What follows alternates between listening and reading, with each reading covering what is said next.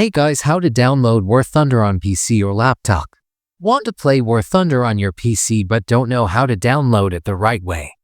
Many players get confused with launchers and settings. In this video, I'll show you step by step how to download and install War Thunder on your PC safely and easily. Stay tuned and let's get started. Open web browser in your laptop and search Steam, and open the Steam website and download Steam from here.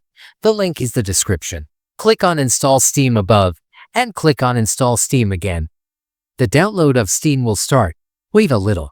Once the download is complete, if you want to install it on your computer, go to the download folder on your laptop and double-click on Steam Setup from here, and install it from here.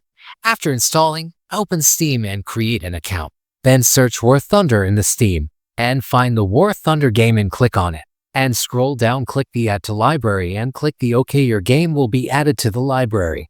After that, go to Library, click at the top Library and find War Thunder game and click on it. And click the Install and again click the Install. And that's it.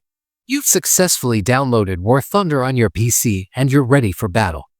If this tutorial helped you, don't forget to like, subscribe, and comment for more gaming and PC guides. Thanks for watching. See you in the next video.